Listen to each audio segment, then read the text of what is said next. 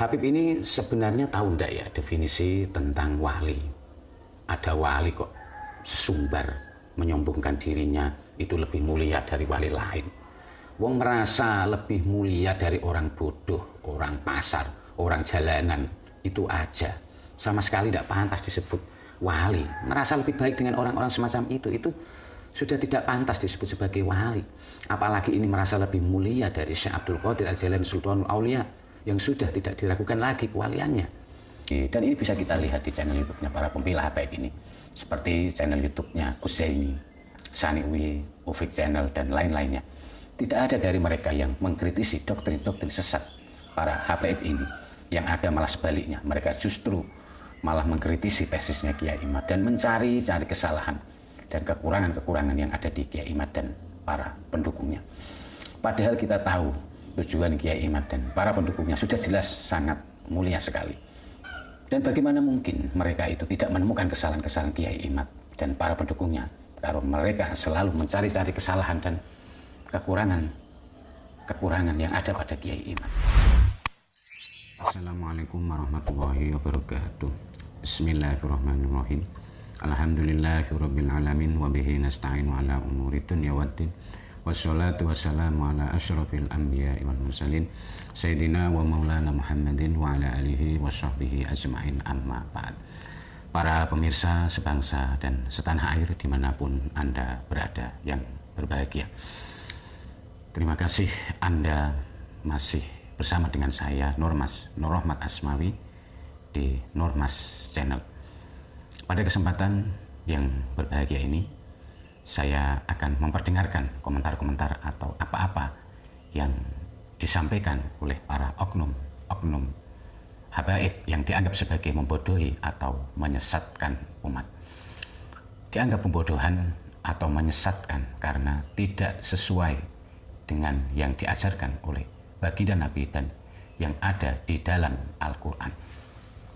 Entah apa yang mereka sampaikan ini memang itu disengaja untuk membodohi umat, untuk kepentingan mereka agar golongannya selalu dihormati dan dimuliakan, ataukah memang dari pengetahuan dan pemahaman mereka tentang ajaran Islam, tentang agama Islam ini yang memang masih dangkal.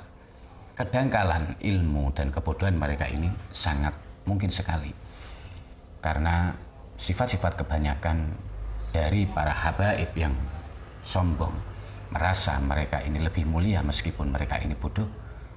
Jadi bagaimana mungkin mereka mau belajar agama Islam dengan sungguh-sungguh kalau yang jadi gurunya, meskipun gurunya itu sangat alim, tetap dianggap lebih hina dari dia. Sebagaimana doktrin mereka bahwa satu habaib bodoh itu lebih mulia dari 70 ulama yang alim. Ini doktrin yang mereka pegang, bahwa satu habib yang bodoh itu lebih mulia dari 70 ulama yang alim. Jadi wajar. Dan inilah yang membuat kebanyakan dari mereka sampai dengan leluhur-leluhurnya jarang sekali yang dikenal alim. Bahkan fakih muqaddam yang dielulukan sebagai orang ahli fakih, orang ahli fikih ya, yang alim dan alamah, waliwah yang kewaliannya kata mereka melebihi Syekh Abdul Qadir Al-Jailani, itu saja kisahnya hanya tertulis dari kitab-kitab karangan mereka sendiri. Tapi sama sekali kealiman dan kewaliannya tidak tercatat dalam kitab-kitab sejaman. Bagaimana mungkin seseorang begitu dikenal dalam generasi ratusan tahun setelah wafatnya, tapi kok tiba-tiba tidak dikenal sama sekali pada zamannya, atau puluhan tahun setelah wafatnya. Padahal seharusnya yang lebih mengenal itu generasi pada zamannya atau beberapa tahun setelah wafatnya. Ya maksimal puluhan tahun lah. Puluhan tahun setelah wafatnya itu masih bisa diterima oleh logika. Tapi kalau sudah nyampe ratusan tahun, bahkan ini nyampe 200 tahun lebih baru ditulis, baru dikenal, ya itu sudah mustahil alias tidak mungkin kalau betul-betul ada. Inilah yang kemudian muncul sebuah persyaratan kalau memang Imam Ubaidillah ya, Imam Ubaidillah satu-satunya tokoh kunci yang menentukan nasab Ba'alawi ini sambung yang menentukan nasab para habaib ini sambung ke Rasulullah atau tidak. Jika masih ingin diakui dalam logika akal waras manusia sebagai dzurriyyah Nabi, maka harus ada kitab sezaman. Inilah yang menimbulkan kemunculan persyaratan kitab sezaman itu. Walaupun tidak ada yang berhak untuk mempersyaratkan ini, memang tidak ada yang berhak untuk mempersyaratkan seperti Kiai Imad dan siapapun itu. Memang tidak ada yang berhak. Tapi jika nasab Ubaidillah masih ingin diakui dalam logika akal waras manusia sambung ke Rasulullah, maka syarat itu secara otomatis harus dipenuhi dan tidak bisa ditolak. Ini logika akal manusia. Mau ndak akal manusia ini, logika masyarakat umat ini bisa menerima? Kalau mau diterima ya ini secara otomatis. Kalau tidak ingin diterima ya silakan. Baik, agar kita semua bisa lebih memahami komentar-komentar oknum-oknum habaib yang menyesatkan tidak berdasar Al-Quran dan ajaran Nabi, mari kita simak videonya satu persatu dan nanti ada yang kita komentari, ya, biar lebih jelas mana ucapan yang menyesatkan dan mana yang membodohi umat. Bagaimana status ulama? Ya, al-ulama warathatul anbiya. Terus bagaimana habaib? Kalau bahasa sekarang, ini Nabi dan keluarganya, ulama itu pengawalnya. Karena itu, kau ngikuti pengawal, itu mereka mengawal keluarga Nabi. Dan mereka itu adalah thaqalain, dua pusaka yang ditinggalkan oleh Nabi kepada umat, yang jika kita berpegang kepada duanya, jangan salah satu ya, dua-duanya nggak sesat. Ente ngikuti Al-Quran tapi nggak ngikuti habaib, ente juga sesat. Sekarang muncul macam-macam. Itu al-ulama warathul anbiya, bukan habaib warathul anbiya loh. Ente nggak baca hadis itu thaqalain itu apa itu? Karena itu hati-hati. Kalau sudah mulai ada buhut, berarti kamu sudah meninggalkan satu daripada thaqalain dan kamu akan sesat pasti. Dari apa yang disampaikan oleh Habib Taufik ini jelas tidak berdasar dan kelihatan ngarang sendiri. Padahal jelas sekali beliau itu mengatakan al-ulama warasatul anbiya, bahwa hanya ulama lah yang menjadi pewaris para nabi. Ketika di situ beliau mencantolkan bagaimana kedudukan para habaib, harusnya jawaban yang benar adalah kedudukan habaib ya sama aja dengan manusia biasa lainnya. Tidak ada yang lebih baik, sama aja, kedudukannya sama di mata sebagai umat baginda Nabi. Bukan malah muter-muter dianggap sebagai pengawal Nabi yang juga harus ditaati. Artinya kalau habaib itu seorang ulama, yaitu seseorang yang banyak mengetahui tentang ajaran agama Islam yang benar, maka dialah bagian dari ulama yang menjadi pewaris para nabi itu. Jadi siapapun itu, meskipun dia itu seorang habib atau bukan, dia bisa disebut sebagai ulama kalau memang banyak menguasai tentang ilmu agama, dan sebaliknya dia sama sekali tidak layak menjadi sebagai seorang ulama warasatul anbiya kalau masih bodoh tentang ilmu agama. Dan orang yang masih bodoh tentang agama, ilmu agama itu tidak boleh diikuti karena jelas itu bisa menyesatkan. Apalagi kalau sampai Habib Taufik ini mengatakan kalau kamu mengikuti Al-Quran aja tapi tidak mengikuti habaib, itu juga sesat. Kalau perkataan ini yang beliau maksud adalah habib yang berilmu, berakhlakul karimah, yang tentu layak disebut sebagai ulama, maka ini bisa dibenarkan. Maksudnya intinya adalah ulama. Tapi kalau yang dimaksud itu digeneralisir ya untuk semua habaib, baik yang masih sangat bodoh, yang masih dangkal keilmuannya maupun yang alim, itu disamaratakan harus diikuti semua, maka komentar ini sangat menyesatkan umat. Padahal kalau kita melihat ya fakta-fakta dari apa yang sudah mereka sampaikan dalam ceramah-ceramahnya para habaib ini, itu jelas menunjukkan kalau mereka ini sangat bodoh dan masih dangkal sekali pengetahuan, ilmunya. Jadi sama sekali belum layak untuk disebut sebagai ulama. Baik, mari kita lanjutkan. Sayyidina Fakil Muqaddam Muhammad bin Ali Ba'alawi, ya, beliau mengatakan apa? Oke, mungkin di dunia Syekh Abdul Qadir Jilani bisa lebih populer di dunia, tapi kita lihat nanti makomnya di akhirat lebih tinggi makom mana? Saya pasti Abdul Qadir Jilani. Lihat, itu luar biasa. Pernah guru mulia cerita di Indonesia nih, sampai beliau mengatakan apa? Rasulullah SAW selalu didatangi oleh malaikat Jibril, tapi ketika wafatnya Rasulullah di zaman saya, Jibril datang ke saya berapa kali? Tuh percaya apa enggak? Ya ini tingkatnya wali Allah Subhanahu wa taala. Ana fil auliya ka Muhammad fil anbiya. Derajat saya dalam kewalian seperti derajatnya Rasulullah dalam kenabian. Sirrallah fi khalqi. Rahasianya Allah dalam apa? Dalam makhluknya Allah Subhanahu wa taala. Percaya apa enggak? Ya ini monggo. Habib ini sebenarnya tahu enggak ya definisi tentang wali?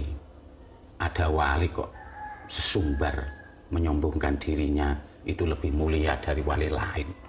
Wong merasa lebih mulia dari orang bodoh, orang pasar, orang jalanan, itu aja. Sama sekali tidak pantas disebut wali. Merasa lebih baik dengan orang-orang semacam itu sudah tidak pantas disebut sebagai wali. Apalagi ini merasa lebih mulia dari Syekh Abdul Qadir Al-Jailani Sultanul Aulia yang sudah tidak diragukan lagi kewaliannya. Pantasnya adalah wali setan, orang wali kayak semacam itu. Sombong itu sifatnya setan. Dan jelas bukan sifatnya para wali-walinya Allah. Sejatinya wali-walinya Allah itu malah merendah, merasa dirinya lebih hina dari orang lain dan sama sekali tidak ingin diketahui orang. Walaupun sejatinya dirinya itu orang yang ahli ibadah yang dekat kepada Allah, tapi dia ini tidak merasa dirinya itu lebih baik dari orang lain. Itulah ciri wali Allah yang sesungguhnya. Mari kita lanjut lagi. Mereka itu aulia dari Yaman, Hadramut, terutama Tarim dan sekitarnya, Fagil Muqaddam, Muhajir Allah Ahmad bin Isa, dan Pulau Jawa Indonesia ini dikatakan Bintu Tarim. Ini punyanya aulia Tarim. Pulau Jawa Indonesia ini dikatakan Bintu Tarim. Ini punyanya aulia Tarim. Tapi kita pernah dengar dari para salihin bahwa Indonesia ini milik aulia Tarim. Aulia yang kita kenal di Indonesia ini, mereka itu aulia dari Yaman, Hadramut, terutama Tarim dan sekitarnya, Fagil Muqaddam, Muhajir Allah Ahmad bin Isa, dan Habib Muhsin ini ya sama ngelantur seperti Habib tadi ya. Ada wali kok mengklaim mempunyai sebuah wilayah, mengklaim sebuah pulau itu miliknya.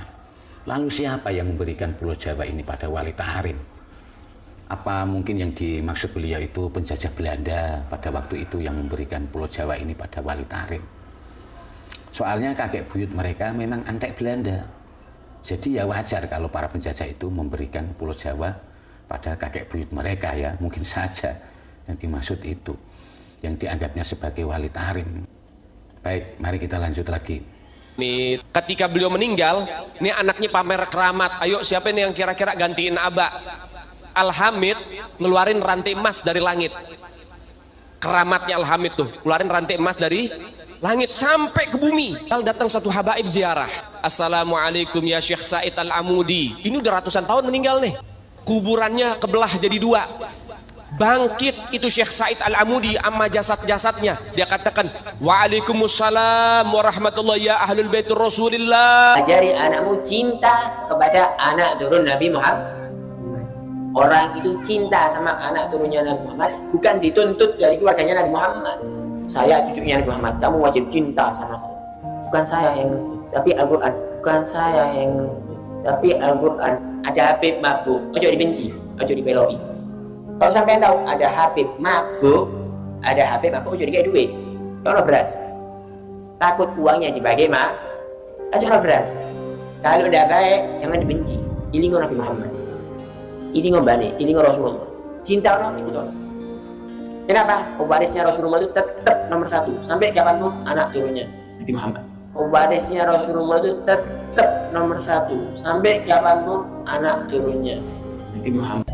Belajar sama satu Habib sama ukurannya belajar dengan 70 kiai, betul nggak Habib? Satu Habib walaupun Habibnya jahlun, maksudnya bodoh kata Iwan, itu ukurannya perbandingannya amat 70 kiai yang alim. Telapak kaki Habib yang nakal, telapak kaki Habib yang narkoba, yang maksiat, yang nakal, yang kotor, dibandingkan kepala kiai yang pakai sorban, masih lebih mulia telapak kaki Habib yang maksiat tersebut. Telapak kaki Habib yang narkoba, yang maksiat, yang nakal, yang kotor, dibandingkan kepala kiai yang pakai sorban, masih lebih mulia telapak kaki Habib yang maksiat tersebut. Kecong kiai kah? Kacong, nggak batal dipakai kiai. Bukan makai, tapi mata. Mata. Cinta kepada Habib, cinta kepada Habib, cinta kepada kalian ini adalah fardu. Ingat, fardu, bukan sunnah. Seorang Habib yang gila itu lebih utama daripada ulama amilin. Cinta kepada Habib, cinta kepada Habib, bukan sunnah, bukan mubah, apalagi makruh. Wajib, artinya kalau nggak dijalanin, ada orang nggak cinta, ada orang benci, wal iyadzubillah, maka dia keluar daripada ajaran Ahlus Sunnah wal Jamaah.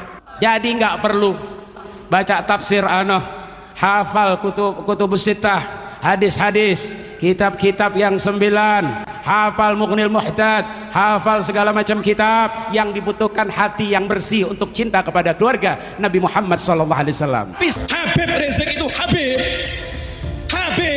wajib kalian cintai, apalagi beliau waliullah, orang soleh, pejuang yang luar biasa. Tinggal modal cinta kok angel mah. Tambah modal melu komentar aneh-aneh, hati-hati double nerokon, hati-hati double nerokon. Habis ini mati. Jenengan kalau mati dikubur cari syafaat siapa? Salatmu, salat ranggenah gaya. Salatmu, salat ranggenah gaya. Apa zikirmu? Zikir ngelamun gaya. Sedekahmu, sedekah gak ikhlas ria gaya. Ya Allah, maka bikin susah hidupnya, seretkan rezekinya, jangan berkahi nafkahnya, jangan sembuhkan penyakitnya, biar dapat penyakit yang belum ada obatnya, biar susah jalan hidupnya, biar dipecat dari tempat kerjaannya, biar ditinggal lari bininya, biar lakinya kawin lagi, biar anak-anaknya ngelawan sama dia, biar hidupnya tidak bahagia, nggak dapat anak keturunan yang solihin dan solehat, hidupnya hancur-hancuran, nggak ada berkah, susah tiap hari, sedih. Setelah menyimak video mereka ini, para oknum-oknum habaib ini yang kata-katanya itu sangat saya kira ini tidak pantas dikatakan sebagai perkataan seorang ulama atau seorang duriah Nabi. Perkataan semacam ini hanya pantas dikatakan orang-orang yang didasari oleh nafsu setan belaka ya.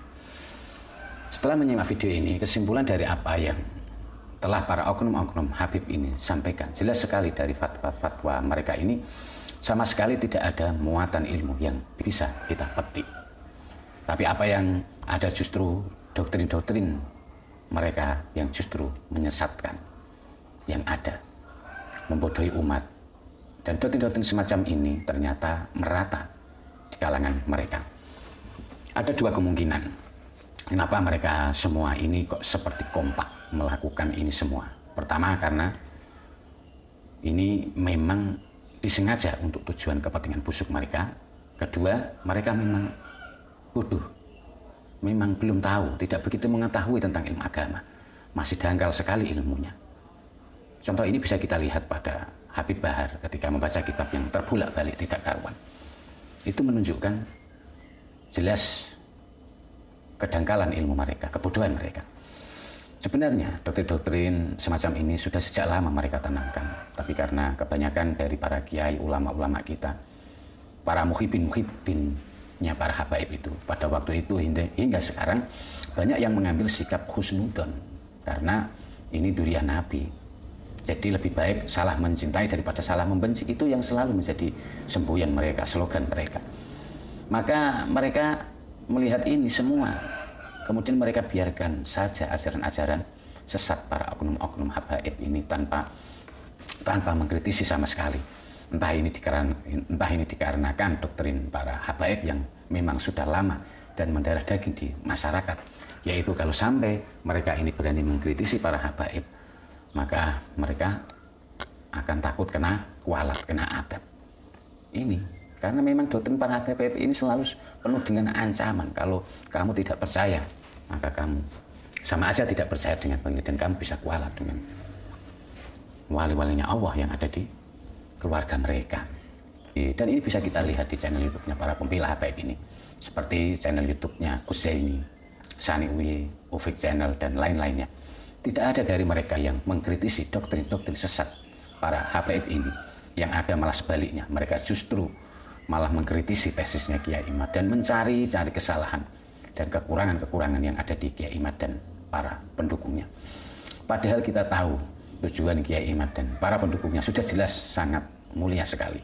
Kiai Imad dan para pendukungnya tidak ingin umat ini terus ditipu dan dibodohi oleh ajaran-ajaran sesat para oknum-oknum habaib. Mereka tidak ingin nama baginda Nabi tercoreng dan terkotori oleh oknum-oknum yang mengatasnamakan durian Nabi, tapi ajarannya menyesatkan umat dan akhlaknya rusak dan bejat. Bagaimana mungkin para pembela nasab ini bisa menemukan doktrin-doktrin sesat para habaib ini kalau mereka tidak pernah mau mengkritisinya?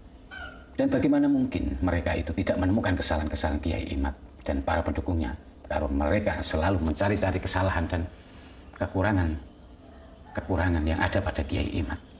Jadi jelas mereka akan tetap menemukan, namanya manusia itu selalu ada kesalahan.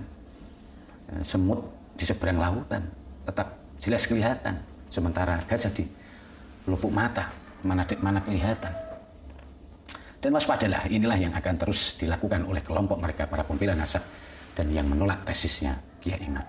Waspadalah dan waspadalah. Saya kira cukup sekian dari apa yang saya sampaikan. Semoga ini bisa membuat kita semakin tercerahkan sehingga kita semua tidak mudah dibodohi lagi, tidak mudah disesatkan lagi oleh ajaran-ajaran dari oknum-oknum para habaib ini. Mohon maaf atas segala kekurangan dan kesalahan. Wabillahi taufiq wal hidayah. Wassalamualaikum warahmatullahi wabarakatuh.